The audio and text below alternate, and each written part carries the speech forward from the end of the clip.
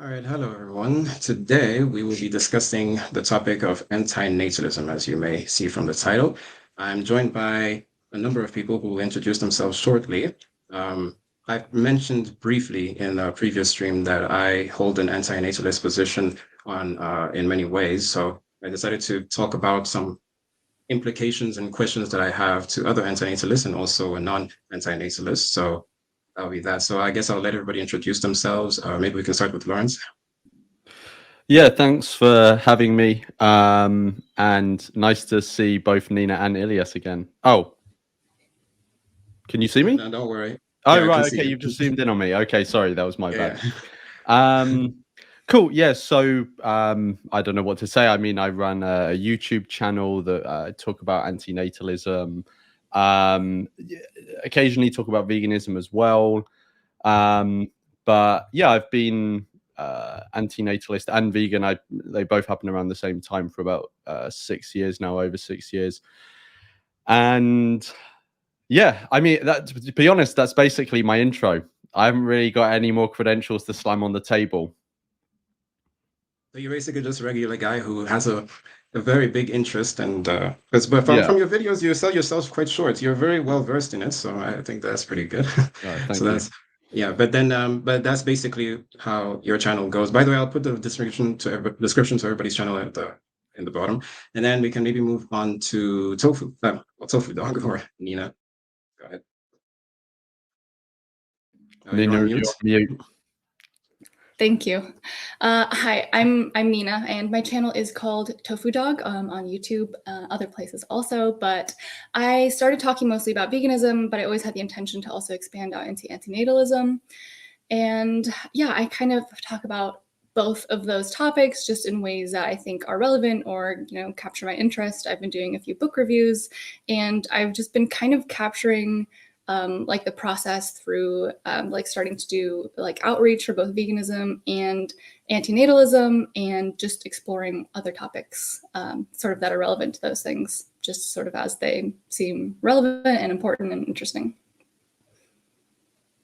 Right. And yeah, for those of you who view this channel, you will remember TofuDog from the previous stream when we discussed veganism. So yeah, and she actually introduced me to Lawrence, and then I saw a video of Lawrence and Ilias, and that's how yeah, so it's a whole cycle thing. And then Yes, Ilias, would you like to oh yeah, go ahead, please.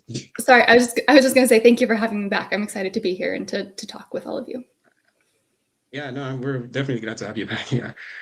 So Ilias, if you would like to introduce Yeah, yeah. yourself. So hello from me as well. I'm Ilias. I'm from Greece, and I'm studying currently in Cyprus. So how I got involved into like this whole antinatalism thing is a bit weird, but basically I made a few videos about antinatalism, specifically against antinatalism. So I'm more interested about it in as sort of as a philosophy. So I try to look at it as as a philosophical position, and so yeah, that's basically why I'm here. Great. So I'm glad that we all discussed exactly where we're coming from with this, because that kind of leads me to how I want to start out the discussion. The way that I came across it was initially I had the idea, okay, about my idea behind it, my philosophy behind it was that I just think that because of the the suffering that happens, or that the fact that everything that lives suffers, it's probably better that if it would have been better if there were no people or sentient beings that could experience that suffering at all. That was just a common a thought that I had about it.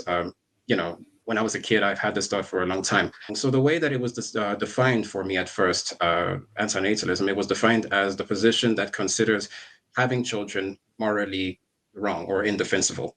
And I'm just wondering, do you guys kind of see that definition that way? Can we like, is that a common definition that we can use for antinatalism, or how would you define it? Anyone can go.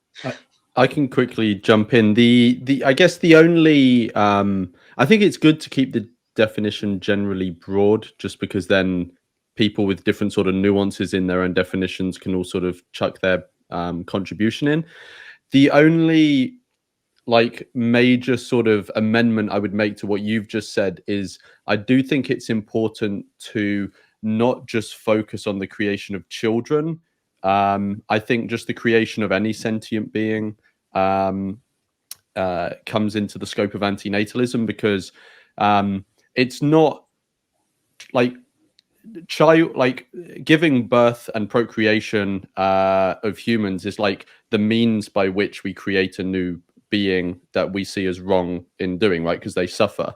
But you can also create a being in another way, like artificial insemination, like, you know, what happens on farms and stuff. So that's the only thing I would make in addition to, I think, you know, don't have kids. That's sort of like the poster child, pun intended, of antinatalism. But I think that the morally salient sort of critiques of procreation also carry over to creating other animals. So that's the only addition I would make.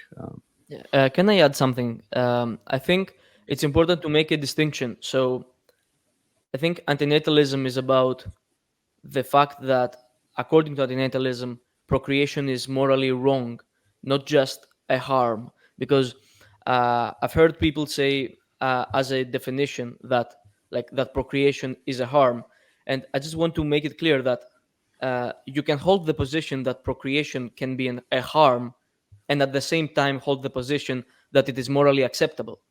So, and that would make you not an antinatalist. So for me, in order to be fully an antinatalist, you have to think that procreation is morally unacceptable, not just harmful in some or even all cases. So I guess we have an understanding of what antinatalism is, kind of with all the amendments, right? So I guess my first question is kind of for, especially for Lawrence and TofuDog, would be like, when it comes to antinatalist advocacy or activism,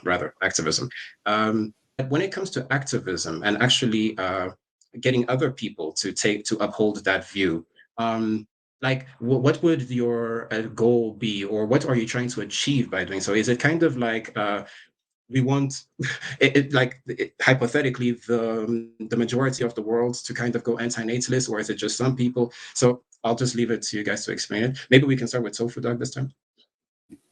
Yeah, so this is a really interesting question that I also ask myself a lot, because antinatalist outreach is something that I've been doing. Like, granted, I haven't done a ton of it yet. I've gone out a few times, and I would say that there are several answers here, or like several things that go into why I've been doing it. And a big inspiration for both the reason and the way that I do the antinatalist outreach so far has been vegan street outreach. Like Earthling Ed is a really great example of this. There are lots of others. We don't have to get into that. But as far as the goal, I think one of the main things is that when we watch people do outreach, like especially having conversations with regular people, it is kind of like a training ground or like a practice ground for some of these discussions and these arguments, in a way to sort of see how they feel in the real world. So aside from like the actual like one-on-one conversation that you're able to have, I think that it gives people this opportunity to sort of like role play a little bit, like as if they, assuming that they are an antinatalist. Like there's two sides, right? There are people who are watching who are antinatalists and they're kind of watching it out of interest or support. And then there are people who aren't, who are already antinatalists. I think that there is an opportunity to sort of put themselves in the shoes of whoever is doing the outreach. And you can kind of like test the arguments. You can see how I or somebody else answers, and then maybe take that into your day-to-day life. Because I think that's something that's really important to recognize, that for a lot of people who are antinatalists, this is like a huge part of the way that we view the world. And having sort of the ability to speak about that, I think, is really important for the community. And outreach kind of provides an opportunity to sort of test out certain arguments and discussions and see how people respond in general. And the second aspect is also that it exposes antinatalism and the philosophy in general, I think, in more like layperson terms. So when you talk to somebody on the street, I think that that language tends to be a lot more accessible than some of the more philosophical, stuff that comes from a more like explicitly philosophical angle. So I think that there's a lot of value in having conversations in that kind of language. And I think that there's potential for more people to understand it better in a conversational dialogue, as opposed to just sort of like really dense text that has to do with antinatalism. or, you know, some of those more philosophical sort of video styles if there's somebody who watches videos. So those are two of those, like from the perspective of somebody watching. And then an additional reason is, hang on, I've lost my train of thought for a second. Okay, let me get it back together. Oh, community building. I think that it kind of ties back to like the first point of somebody who is an antinatalist and maybe wants to like see that somebody is doing something about this thing that they really care about and is really important to them. I think that that's something with veganism also, is it gives a sense of like something is happening. There are conversations around this, like this really meaningful thing for me, you know, other people also care about enough to actually go do something about. And it gives a set, like, you know, a sense, or maybe, I don't want to say like impression, right? Because I don't actually know like effectively if this is like an effective strategy, right? So it is like some guesswork to a degree, but I'm sort of pulling from what I've experienced with the vegan activism, that there is a sense of like community that can be garnered from something like watching somebody do outreach about something that you care about. Sorry if that was long. No, definitely take your time. Please don't feel rushed at all. And Lawrence, maybe you can give your, remember the question, it's just like, what are you trying to achieve, I guess, and what's the end goal of the activism? Yeah, I mean, I guess there's like two different ways you can approach it, of like, what is my personal like goal that I'm setting out with when I do antinatalist activism. But then there's also like a there's also a question of like, what would antinatalism itself fully realized look like? And I think those two different things can both be, well, what would antinatalism fully realized look like? That can obviously be debated, but I don't think the two things have to necessarily be the same thing. So I think for individual people like me or Nina or anyone else who does antinatalist activism, I think it's not entirely necessary to know what you want the world to, or not necessarily what you want, but have a specific end state that you're aiming for. The reason I say that is because any end state that an antinatalist could want to get to, which would presumably either be, you know, would essentially just be like, we're not bringing any new beings into existence anymore. That could be like the sort of most extreme. I don't say extreme in a negative way, though. I just, you know, mean the sort of most far out. Like that is that end goal is so far away and elusive that no one as an individual, especially now at this stage, is ever going to make any meaningful contact with that, right?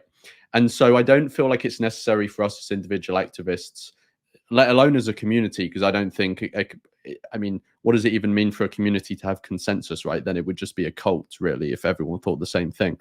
So I think it's not necessary to have an ultimate end goal, but I guess like an ultimate end goal that an antinatalist would be happy with is that, yeah, we're just not bringing any new beings into existence anymore.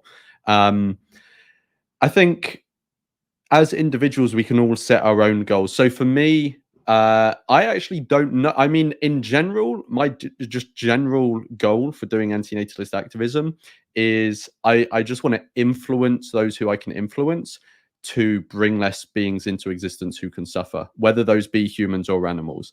And there are many ways that you can do that. It doesn't have to be convincing someone of antinatalism. You know, you can, and I have, and I know Nina has, gone out and had discussions about the topic of antinatalism with people, and that's a form of activism. But that doesn't have to be the form of activism someone does. I'm like a big proponent of, you know, do something to make the world a better place as you see it, and try and align it with something that you enjoy and you're good at, basically, right? And that's going to differ for different people. I don't think that, yeah, I think there are many ways we can go about it. So one is outreach. Another one is donating to charity. Another one could be, and this is more sort of like big, you know, picture thinking, is I think it would be a form of antinatalist activism for someone to try and influence the education system so that discussing ethics in school is mandatory and antinatalism has to be a part of that. Or not antinatalism, but the discussion around the ethics of procreation. Because we know that most people going through the schooling system, well, all of them will interact with other people, so ethics should be mandatory anyway, but the vast majority of them are going to at least consider procreation. So I think there's a good case for at least a discussion on it, not a dictate of an opinion, but a discussion of it with the introduction of antinatalism as one viewpoint. I think it would be a worthwhile form of activism to solicit for that. So that's just, you know, one example of you know, a more big picture thing someone can aim for. But yeah, in terms of things we're aiming for, I think it will depend on the individual, but ultimately I think it's reasonable to say an antinatalist will probably aim for influencing others to bring less beings into existence. Elias, I'm sure you want to say something there, so Yeah, you want to go ahead. I want to ask like a few questions about that. So from both of the speeches that we heard right now. So the first thing is, I understand doing sort of activism in order to bring a new ideas to people's heads and make them understand your point of view and stuff like that. And that can obviously, for many people, that can be a goal in itself, right? So that could be the goal that you have, being an antinatalist or being or holding any other ethical position. But I think because ethics is a very particular kind of philosophy, I think when it comes to ethics, if you're going to be an advocate of a certain ethical position, I think you're sort of, it's almost mandatory that you wish for the outcome of that ethical position to be the case.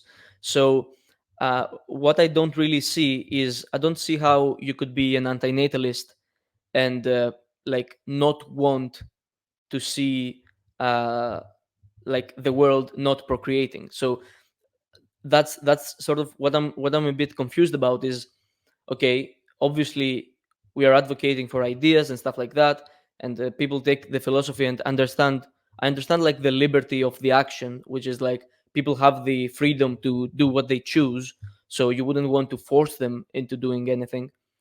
But I guess if you are going to advocate for any philosophical and particularly ethical position, I guess the end goal would have to be making people change their minds about having children and actually not procreate, and even advocate for antinatalism themselves. And I don't think it's a bad thing for any philosophy to do that. So I just don't see how any antinatalist could not actually have that as the ultimate goal. Yeah. Sorry, should I go? No, it's fine. Go ahead. I'll say my part. Yeah, no, I was just gonna. So maybe I don't know if you were saying that more directed at me, Elias, because I was talking about how you don't necessarily have to have an ultimate goal in mind. What I meant by that is every antinatalist will have a world they can imagine, like anyone, you know, everyone has a world they can imagine in their head that they would ultimately want to get to. What I'm saying is, to think that you could, like us at this stage as individuals, can make any significant movement towards that, especially with the topic of antinatalism, it's just like kind of pie in the sky stuff. I don't know if that's saying carries internationally, but you know, it's like a utopian, fanciful. You know, maybe it's not. Maybe one day there will be a significant amount of people who adopt this, but I think it's unlikely. The thing that I was saying was that you can have that idea or ultimate goal, as you want to put it, in your head, but when you're coming to deciding on your activism, I don't think that needs to play a major role in terms of what is the final way that I want the world to be. I think it's probably more reasonable to take into account what are the things that I actually can influence now to make the world, to nudge the world towards being a better place in the way I see it. If you get what I mean. You responded. Ilias. So maybe my choice of words may have given a certain impression. It's not necessarily what the end goal if the majority of people in the world kind of accept it or what it would look like. I think you're right to say that it's not very realistic to think of that at this time. I guess the end goal maybe, yeah, like on an individual level, or what is are we trying to achieve? And you did answer that by saying that, well, since the philosophy says to not have children, or it's unethical to have children, then the end goal in that regard would be that if it is accomplished, if people do accept that philosophy, that people will not have procreate. So I just wanted to put it out there that it's not necessarily the big picture 100 years from now type thing that yeah. Ilias, before I wanted to say something else and continue, but Ilias, go ahead. Yeah. So that definitely answers the issue I had. So it's basically a practical issue. So you're saying that can be the end goal of the philosophy, but it Yeah. doesn't have to be the goal that you have when you're planning the way that you're going to advocate for it. Exactly, yeah, because I think, unless I'm misremembering, the question was more focused towards like the end goal of activism, and I think activism, when you're trying to influence the world, needs to be much more practical than abstract ideas of philosophy. Absolutely, Yeah. absolutely. Yep. So, is there anything you wanted to add before I? Yeah, I had a few things. I think that as far as goals, also one thing that I sort of not missed, but something that I think is just essential with antinatalist activism is that we just need to have more conversations. Like, this is an incredibly important topic. I've talked about this a bit before, but this is literally the first time, like within the past 60 years, I mean, this is literally the first time where we actually have active control over procreation. So I think that this is just like an incredible opportunity to consider something that I think is actually really ethically consistent with a lot of people's viewpoints if they give it more of an opportunity. So I think that, like Lawrence was saying, you know, you don't have to, like, obviously the end goal is to prevent as many sentient beings from coming into existence as possible. And I think that in order to do that, we need to be having conversations about it in general. And doing that out on the street, like, first of all, there's a little bit of selfishness there for me too, because it's genuinely fun for me to have conversations with people. I love like seeing what other people's ideas are. It's extremely like rewarding is maybe not exactly the right word, but it is like just also just interesting to do. And I think that part of putting those conversations online is just you can expand the conversation about something that I think is just an incredibly important topic that a lot of people are missing out on. And for the first time, we actually have the ability to act on and actually spread effectively. Yeah. Okay, so I'm glad that we're on the same page on that, and that makes perfect sense, everything that you've just said. But I guess the reason why I asked that is because, like Ilias was saying, you know, if you have a kind of an idea of ethics, especially when it has to do with other people, because I don't think that it's equal for everything that you're trying to advocate for. Like, for example, if you're trying to advocate that everybody wears blue shoes, you know, from now on and everything, the social implications and the ethical implications are not as great as if, for example, you're trying to influence people to do something that has either life-altering consequences or, well, in this case, no life altering consequences. And that is the case with antinatalism. So the first thing of which is obviously population numbers. We write different populations will increase or decrease at the rates of their fertility and stuff. And for some people that's a concern, and for other people, you know, it's like whatever. But then I guess the reason why I asked what's the outcome is because as much as I am anti-natalist, I always wonder if there could potentially be any negative effects towards some people. So the one thing about anti-natalism that I always try to make clear from the get-go with everybody is that if I would look at like an antinatalist world, or what I would want for antinatalism, in the sense that no sentient beings exist or no sentient beings suffer, is that it's for everybody. It applies all across the board. It's not for some people and then some others survive or whatever, or just let's just get rid of some people. That's the very important thing. But then in some cases, it's a bit tricky because, for example, okay, maybe I'm getting ahead of myself. Maybe let me start with the question of: do you think that anti-natalism is something that should be kind of advocated for to people all over the world, or just to some people, or how would you see it? And then we'll take it from there because I have my question. If I ask the question now, I'll be getting ahead of myself.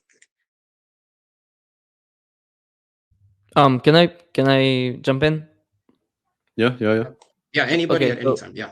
yeah. Okay, so a couple of things here. So you touched upon a problem of antinatalism that I talked to Lawrence about as well, which is that um, some people are going to suffer inevitably from the consequences of antinatalism, and I don't think that's controversial to say. So, for example, if it's very effective, let's say like exceedingly effective, and it drops birth rates, we know that there are consequences that are very bad to the economy, which means very bad for the people of many countries.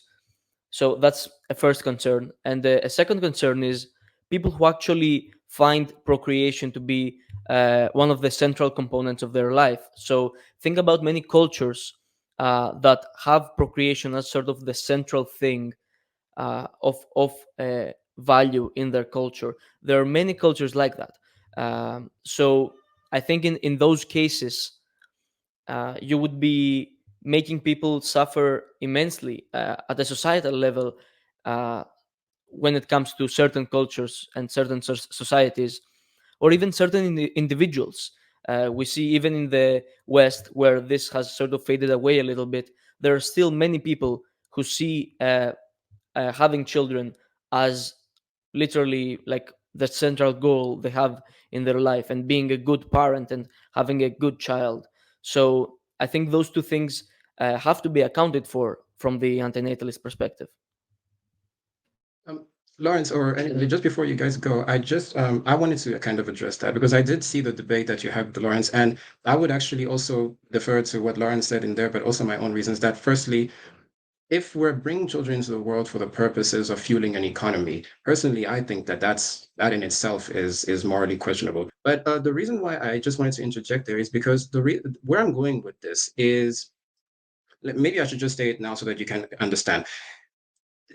My concern for anti-natalism being actually adopted into people and people actually practicing it in the sense of not having children is that under some circumstances becomes a bit imbalanced, in my opinion. For example, slavery, and I'm not necessarily talking about the transatlantic slave trade, but in all cases of slavery or even war, people would say that, okay, don't bring a child into the world, especially if you know that you're in a situation where it's not very good for them. But then if a particular group of people are being targeted or discriminated or even massacred or whatever against, and then they kind of stop, their birth rate kind of starts to decrease because of their situation as a group of people.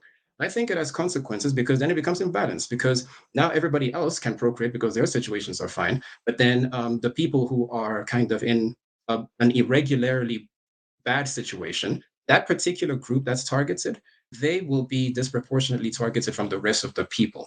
And in itself, in the anti-natalist philosophy in itself, it's not necessarily a bad thing because it's disproportionate, because the people who are not born into those circumstances will not suffer. So under antinatalism is not necessarily a bad thing. It's just maybe I just have a squeamish problem about that because of the fact that it happens to some and not others. I don't know if I'm making sense. But even another situation would be people who are living under a war. So that is kind of what I wanted to focus on here. But please, I just Can I hope I'm ask making you sense. If you're something? not, then go ahead. Yeah, Please go can ahead. I ask something? Is there any goal that justifies the suffering of existence? Because it Mhm. seems that you're alluding to a position where at least some goals seem to justify suffering. So that doesn't really sound like the antinatalist position here. You're absolutely right. That's why I'm kind of struggling with this because I'm wondering if by advocating for it and how it is done, I'm wondering if it has some effects that will affect some people more in a negative way than others, and that's my position. I'm not entirely sure. Go ahead, whoever wants to talk. Nina, did you want to go or should I? You can go first. Okay. So obviously, you two have just said a lot of stuff, so I am not going to be able to, like, Nina and I are not going to be able to track everything that's just been said and respond to it. So if there's anything you specifically want either myself or Nina to talk about, then just bring it up again.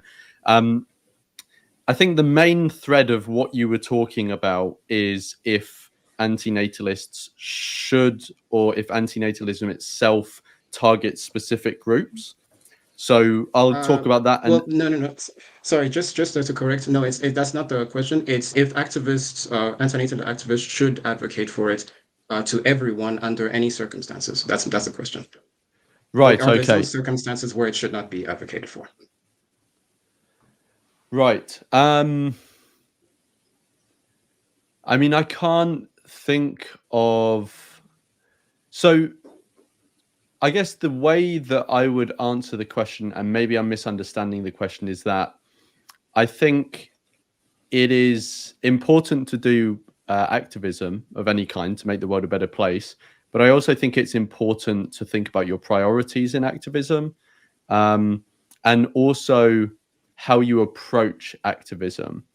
So if I give an example, because I think you gave an example of you said like in some circumstances where people don't have access to contraception, or if people are like in a war. No, Am I not contraception. In contraception, in situations where, okay, let's put it this way, just so that we're on the same page. Do you think that a person, people who are in a particularly bad situation, where we can kind of foresee that if they bring a child into that situation, that child is going to suffer? Like, for example, people in a, I'm not going to say trailer park, but a person who's living in a really abusive home. Would you say that, it's bad for a child to be born into a home like that? Like, let's start. Yes. Yeah. Of course. I mean, I mean, I don't think a child should be born into any of the conditions on this planet, right? So obviously, being born into an abusive household is going to fall within that. If we're talking about activism, I mean, I'm not sure how effective it is going to be to go to someone who would abuse their child and talk about antinatalism. Like, they don't seem like the sort of person who would be receptive to that. I think in that circumstance, there are sort of indirect ways you can influence fertility rates, right? So if there's a very impoverished society, right, and they have a lot of children for a variety of reasons, I would not advocate for like targeting the antinatalist message towards that group, or specifically calling them out on their procreation. I would encourage the indirect routes of alleviating their awful position in poverty, and we've just seen throughout history that as people's material wealth and social conditions improve, they tend to have less children. So I don't know if that directly answers your question, but do I think it's inappropriate to advocate antinatalism targeted at specific people or groups sometimes? Yes. That doesn't mean I think it's okay for them to have children. I just think it's inappropriate to specifically target them. I think we can use alternative methods and forms of influence to, one, help the people, but also reduce the likelihood they'll bring someone else into existence. I don't know, Nina, if you wanted to add anything. Yeah, so I agree with what you've said. I think that sort of what it comes down to for me is antinatalism is not about telling people what to do. For me, antinatalism and the way that I want to be involved with it is spreading the idea of that holds antinatalism up, which is the idea that, we can consider procreation in a new way. We can consider whether it is ethical or not. We can spread the idea that we can think about things from the perspective of somebody who is not born. We can sort of talk about the idea that people who don't exist don't have an interest in coming into existence. And I think that this idea can be spread anywhere and everywhere. And I think that people should have the choice. I think at the end of the day, it does come down to the individual choice. And I think that people need to have that information in order to make an informed choice too, because I think that I don't think that you're talking about necessarily withholding information, but I actually don't think that it would be inappropriate to go into any community. I mean, again, we're not advocating, or at least I'm not advocating for telling people what to do. But what I am suggesting is that sharing this information, it's information that I would want, like I think that informed consent around procreation from all aspects is like an essential topic that antinatalism is a part of. So if I was a person in again, I'm not, but I would imagine that at least giving them the information and allowing them to still make their own choices is kind of what it more comes down to me. Can I just quickly clarify something I said? When I talk about like it is sometimes inappropriate to sort of advocate antinatalism or whatever specific groups of people, I can give like an applied example of that to flesh out what I mean. So say for example you are in a war zone, right? So I'm sure we can all think of war zones that are active at the moment or ones in the past. Now, do I think it's appropriate for those people to be having children? No, right? But I don't think it's appropriate for anyone to be having children. But I think that is like an even more extreme case, right? But that doesn't mean that I think it's appropriate to, if I can get into that war zone, I don't think the most appropriate thing to do is to morally condemn people for procreating or try to tell them about antinatalism or something like this. I think it would be much more productive and appropriate to go into an environment like that and, along with giving them general humanitarian aid, make sure there's contraception in that aid and make sure they're educated about it. And also maybe even go as far as to bring up, look, it would be inappropriate to be basically having sex in this environment, because even with the use of contraception, if we're in an environment where these people, are maybe, they're in a very hectic and stressful environment, and the use of contraception is not going to be perfect, in that circumstance. So maybe even you could go as far as to say it would probably be inappropriate to be doing things that could lead to a pregnancy, right? Because you're really not in ideal situations here. So here's the contraception, here's the education, here's the recommendation. But in terms of like morally condemning people and stuff like that, which we may do in other circumstances, like if I am out on the street, I will just tell someone I think they've done something morally wrong or they're considering doing something morally wrong. That's what I meant, if you get what I mean. Yeah, Go ahead. Oh, I was just gonna say that I agree. I think that we can do all these things in conjunction, right? Yeah, we can provide the aid that they might need in order to improve their living conditions, because we know that people do choose to have fewer children, like as certain needs are met and all that, and as education needs are met. I think that is like an essential part of antinatalism that I'm extremely passionate about, is also like women's rights and like people with female bodies, like their rights to all that. Because like when we talk about people having children in war zones or in terrible conditions, right, like that's a lot of the time against their will, right? Like people aren't giving informed consent to those pregnancies in the first place. Like a lot of those children are created, from rape and all of that as well. So I think that obviously we need to improve those conditions as well, but I also don't think that it's inappropriate to, in addition to that, like spread the ideas of antinatalism, just because I think it's an important conversation to be had around that. I guess. Oh, Ilias, did you want to say something?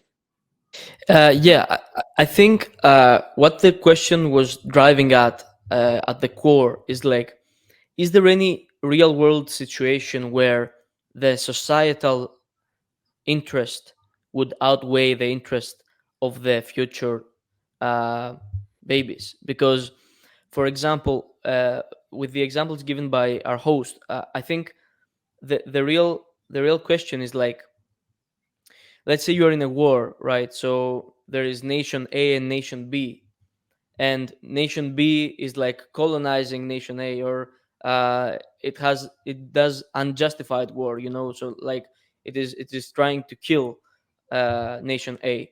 So in that situation, if you really go out and make the people of nation A anti-natalists, then in the real world situation, what will happen is nation B will just get what they want and they will kill off nation A quicker than ever. So That was actually exactly what I was trying to get at. yeah. But please continue. Yeah.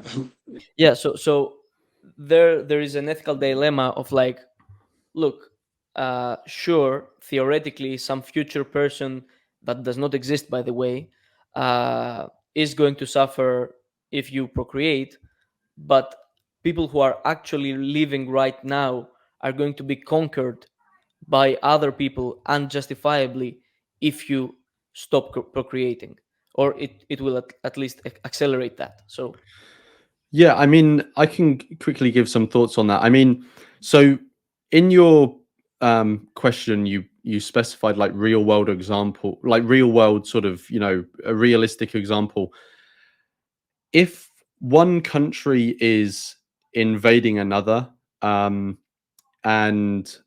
Maybe I should be more specific, just so that we can use very open words here, right? One country is trying to wipe out another. They're trying to genocide them, like ethnically cleanse, destroy them, and everything. In the sense of their population will go down. So they're not trying to just colonize and keep them alive. Yes, They're yeah. trying to kill them. Yeah. So that's why. Yeah. So essentially, what you're asking us is, if there is a group of people coming towards you and they are with the intent of essentially wiping you out, or potentially brutally, should you bring someone else into that? I think not. No.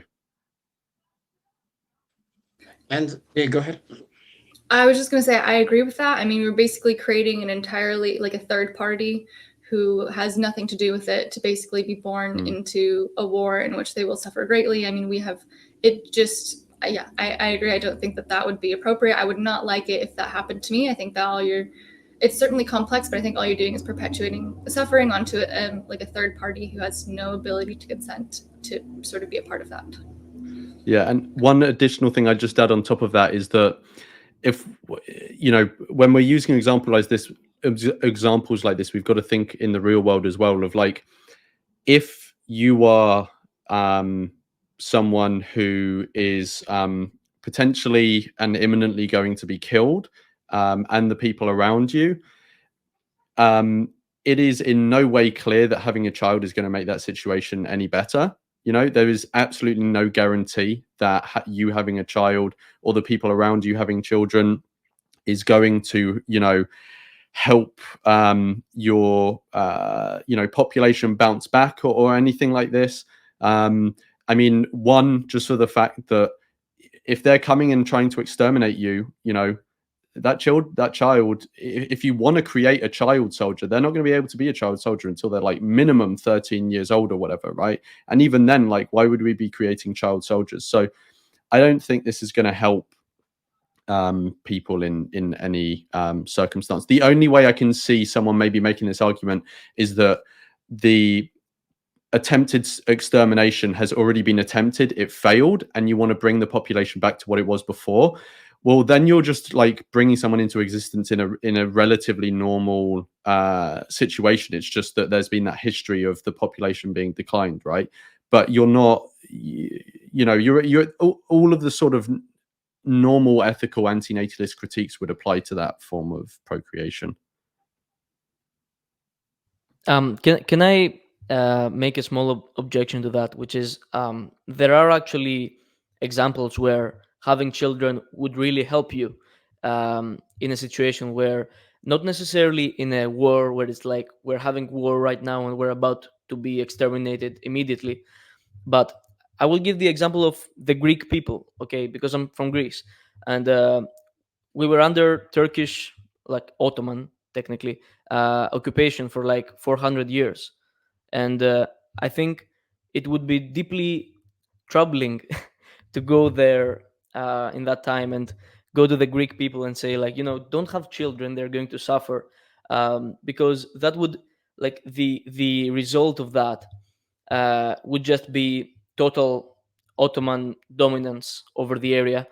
And inevitably, at some point in history, we managed to revolt and to get our land back. And I think, like, this is the basic intuition where we have a difference, I think, with natalists and anti-natalists, which is that there are certain goals that are worth suffering for. So that's basically it. Sorry, Tofu, just before you go, I think that I would phrase that last part as there are certain goals that can be attained only as a collective. In other words, if there are more people involved. I'm not sure if that would be, but sorry, I just wanted to. All that I would say to that is, to me, that these are like abstract concepts, like the idea of Greece, for example. And I think that the problem with that is, like, I just don't think that creating like a person is much more real than that. They have like I mean, it's also real, but I just don't see the justification for creating somebody against their will who's going to suffer like for what is an abstract, like created concept that is going to ebb and flow with time anyways. I just think that there's no, like, that's simply not a justification, which, as you said, is maybe just we have like an ideological difference there. But I just think that ideas are, we need to consider whether ideas are really as important as the people who will suffer as a result of attempting to achieve certain goals or realize certain ideas. Okay, so TofuDog's answer was actually quite understandable in terms of it. I mean, both of you, Lawrence and Tofu, made sense in the sense that even if it's a situation where a certain group of people are being particularly targeted, bringing a person into existence, even under those circumstances, is not justified. In fact, it makes things worse because it's more extreme. The only reason why it rubs people the wrong way to hear that is because that is exactly what the opposers or the oppressors are trying to do. But now the thing is that just because that's what they're trying to do, obviously it doesn't justify fighting them with another person, a sentient being that had that didn't even ask to be a part of any of this to begin with. Like saying that no, we're not going to let ourselves be genocided, or we're not going to let ourselves be run into extinction. So we're going to bring children into this world by force, and we're going to encourage people to bring as many children into this world so that we can avoid being into existence. For some people who put a lot of value into maybe their culture or their ethnicity or their collective existence as a nation, maybe that would matter to them. And Ilias's example, it makes a lot of sense, but there are plenty of examples you can think of. I brought up the one of slavery. The only reason it also rubs me the wrong way is because when you actually see it happening, and even today we are currently seeing situations like that happening, and people experience these things, it is very hard to kind of say it openly or say it when it's actually happening, because it's like if we go into such a place where people are experiencing such, and we kind of spread the idea that it would be better not for you to not bring children into the world under your circumstances, then the answer would be, okay, so we just let ourselves be exterminated, or we just let the oppressors win.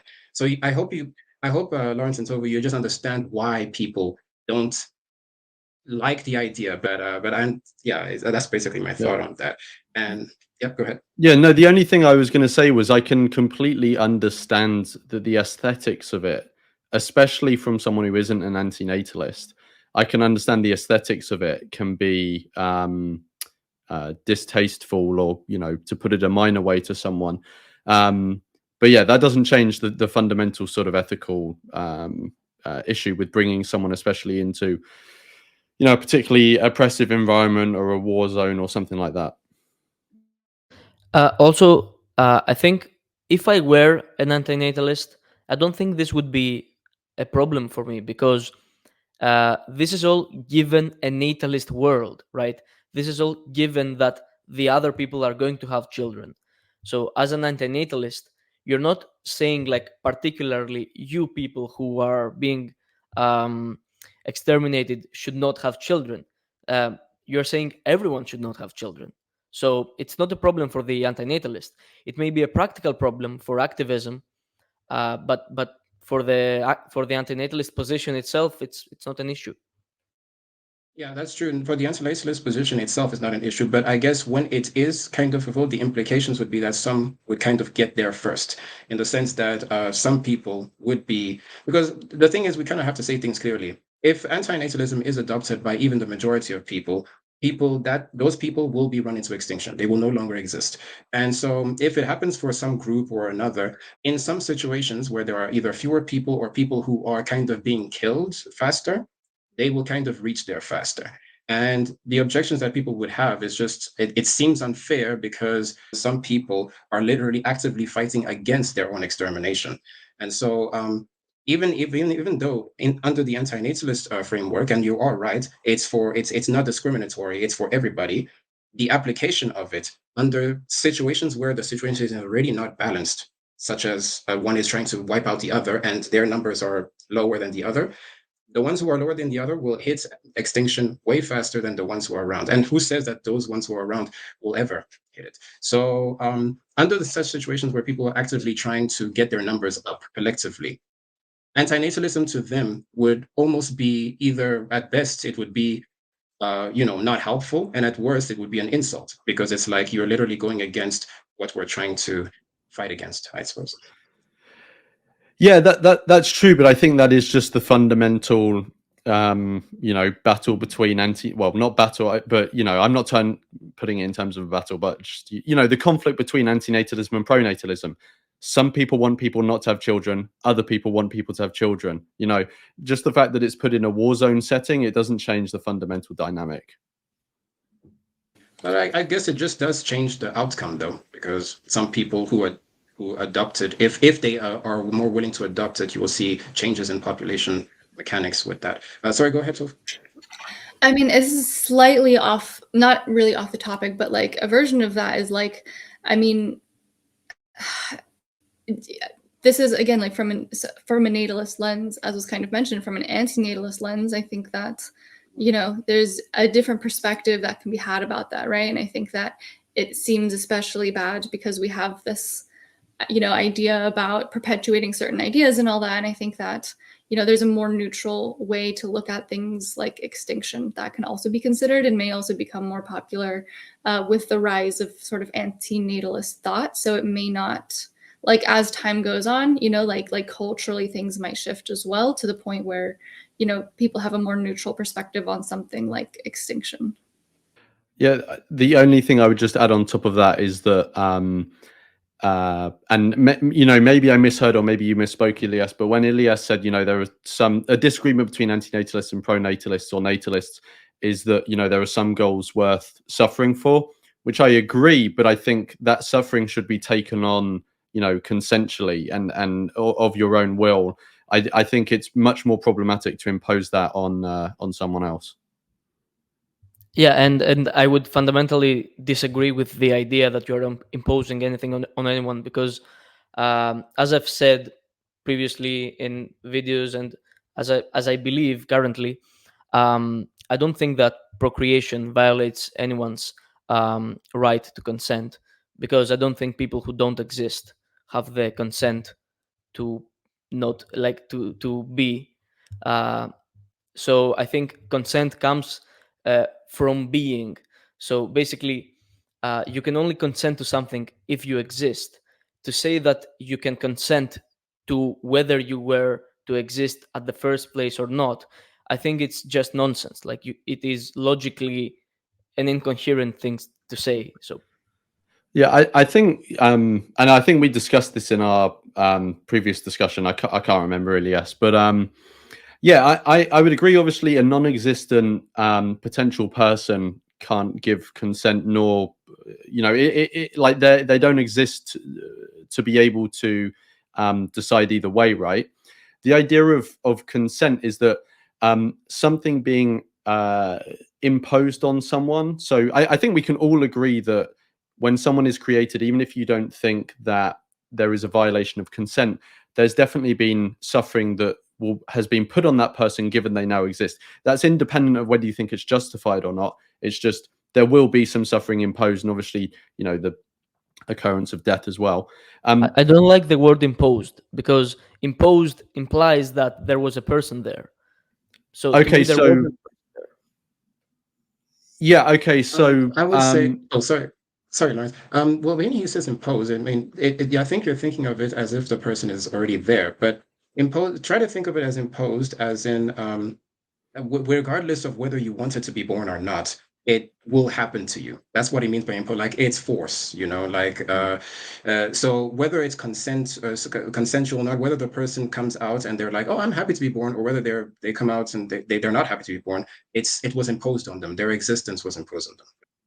I just quickly wanted to touch on the consent thing as well, and how I don't think that the fact that we're talking about someone who doesn't exist at this point in time, but would when the suffering occurs, is I don't think that's really relevant to the idea of consent. I think we can all recognize that there is a moral difference between doing something to someone with or without their consent, especially when it involves suffering, right? So, for example, we can't get informed consent in, maybe there are a few specific cases, but it really informed consent where they're aware of the outcomes. We can't get that from non-human animals, right? But we're very aware of that, right? Well, actually, most people aren't very aware of that. But I think if we were to, if we were to sort of claim the fact that they cannot give any form of informed consent in any meaningful way, therefore we can do X, Y, Z to them when it's clearly going to cause them to suffer. That to me, it doesn't wash. And it's kind of the same thing as talking about, oh, well, consent doesn't make sense when you're talking about someone who doesn't exist. The morally salient thing for me when it comes to consent is that something will be, I know you don't like the word imposed, I'll try and think of another word, but suffering will be experienced by someone. Forced upon them. Yeah. Okay. Forced Or not. Yeah.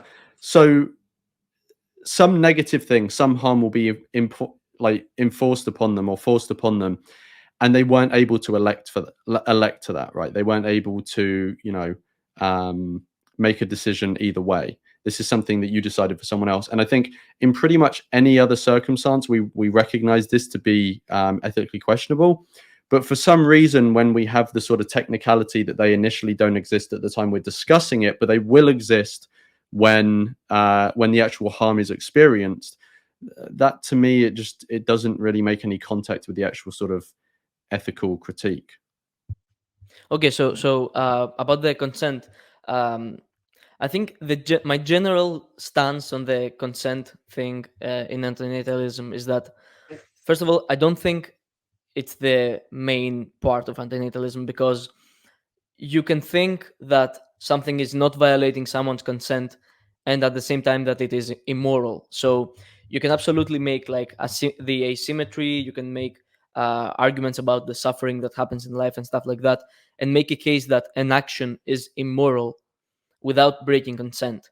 But I think it's important to clear up the consent problem, because people will sort of fall back into it when you argue in other areas. So to me, a great example would be, are you really breaking the consent of the future generation by, let's say, harming the environment? I would say no. You're not actually breaking their consent. You're not breaking anyone's consent. What you're doing is immoral. You're causing suffering to a future generation, and you're doing without anyone's consent. But that, saying like without anyone's consent, I don't mean that there was any consent to be had in the first place. So in my opinion, with the issue of procreation and possible persons and non-existent persons, there isn't any consent to be had in the first place. So yes, you don't have consent for the action that you're taking, but that's not because you're breaking anyone's consent. That's because there wasn't any consent to be had in the first place. Yeah, Nina, did you have anything, or do you want me to? I mean, I don't have anything. I think you've covered a lot of it, which is, Yeah. I mean, sort of the general summary is we can just imagine, this future person, and like when we don't have the ability to get informed consent from somebody, I think that we aim towards things that will, not harm, right? Or like are actively going to, I think you've done a good job of covering it, but I think like it's not a stretch of the imagination to say that we can conceptualize of the idea of the person and then make sort of informed decisions on their behalf, which I do think leads to antinatalism, is all that I would say there. Yeah, I think the example of the greenhouse gases and future generations is maybe not the best one, just because if you apply it to the present day of releasing greenhouse gases now, like we're in a situation where it's impacting people who already exist, and you wouldn't talk about it in terms of consent anyway. So it'd be weird to then talk about it in terms of consent with future people who may exist as well. So I don't think it would be the releasing of the greenhouse gases that would be the thing you were talking about in terms of consent. It would be when you're thinking about bringing those people into existence, you are going to be, I would use the term imposing. I don't think there's any sort of like problem with that. But if we want to use the term forcing them into a situation that you've then worsened with the releasing of greenhouse gases without their consent. If they were able to, in some way or whatever, elect to step into that set of circumstances, then of course, we like, this is something this is something they've consented to take on themselves. They're choosing to do it to themselves. That is fine. If people don't like the term consent, you can just think about it in terms of someone is put into this set of circumstances without even being able to make a decision over it, without even being able to make any form of consideration and make that choice for themselves. It's the same sort of argument being made if someone doesn't like the phrasing of the violation of consent. But to me, just saying that the harms of existence are imposed on someone, without being able to get consent from them, that to me, them not existing at the point where we're having this conversation doesn't really seem to change anything for me. One thing that I did want to just mention is, two things. The one, maybe I'll start with the shortest one since we're constrained with time, is one time you mentioned this, I think, to somebody, Lawrence, where you were talking to a person and you mentioned some potential anti-natalist actions that could be taken in positions of authority, like governance and stuff. You would say like something like parental training, right?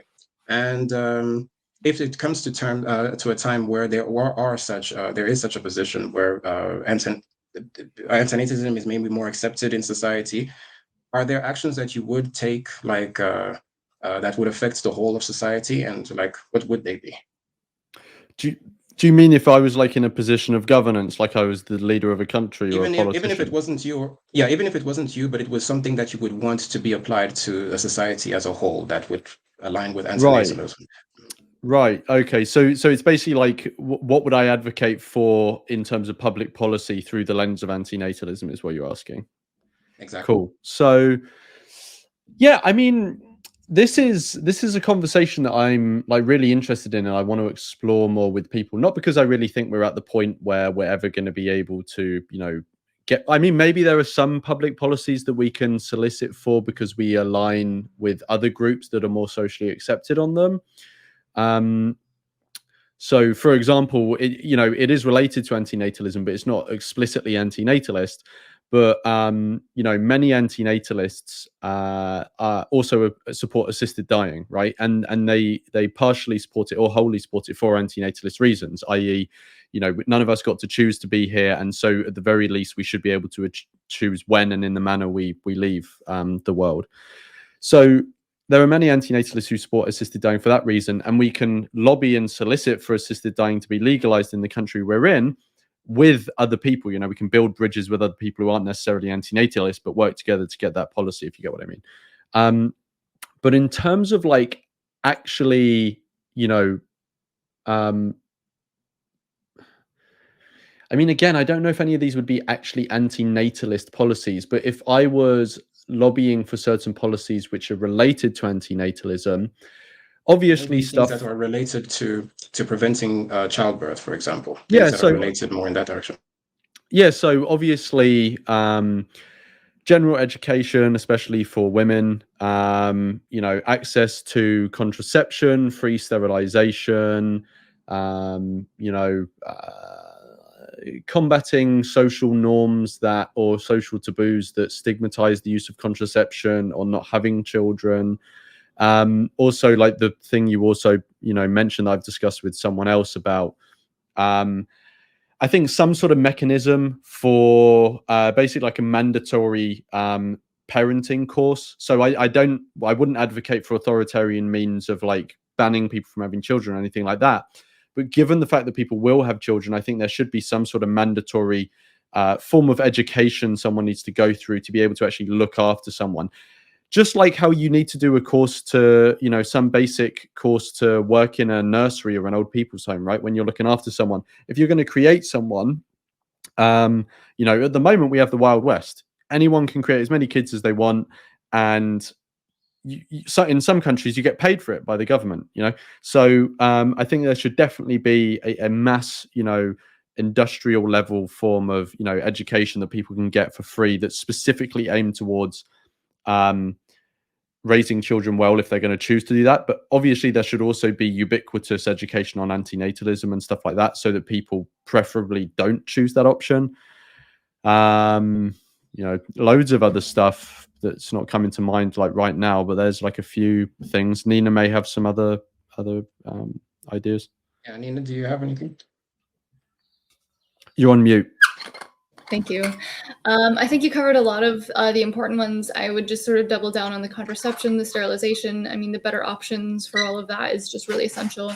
Education just around the consequences, like the physical consequences of pregnancy. In addition, I mean, we see that, you know, maybe this is my algorithm serving this up to me, but there's a lot more conversation that people are having around these things. And I think that as the realities of what childbearing does to a body, you know, become more common knowledge, I think that, you know, there's another conversation that's sort of tangential to antinatalism, as we sort of mentioned, is whether using, you know, people's bodies for this is ethical, or whether people actually want to do that at all is going to be a big part of the conversation that I think is going to be really beneficial to antinatalism in general, because I think that will help, you know, also bring fewer people into existence, even if it's for a reason that is, you know, not at the core of antinatalism. I still think that at the very least, destigmatizing the idea that, you know, you don't need children to be fulfilled, all of those things would be beneficial in the antinatalist direction. One other thing I just wanted to say, which people might find interesting on this topic, is that I think this is the only instance of it ever occurring, but there was actually for a very short time an anti-natalist political party in the UK called the Anti-Natalist Party. It only existed for a very short amount of time. They did give one public interview, which is on YouTube somewhere. I can send you guys the link later if you're interested. I can't remember exactly what policies they promoted, but as you'll probably all have, like, you know, assumed, it wasn't a serious attempt at getting into government, because they knew that wasn't going to happen. It was more of just a way of getting the message out there, and, you know, essentially stirring up a bit of a conversation, like a media stunt. But yeah, so there has actually been an anti-natalist political party, but obviously it didn't get anywhere.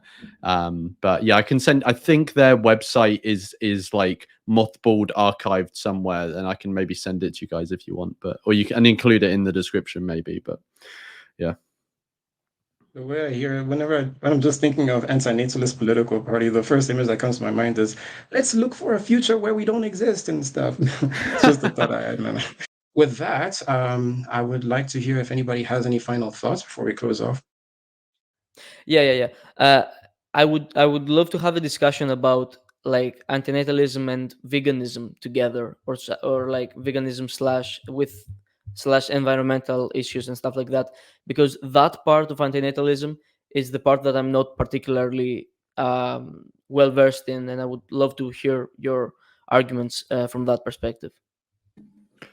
Yeah, I'm happy to do another one of these where we, you know, are on that specific topic.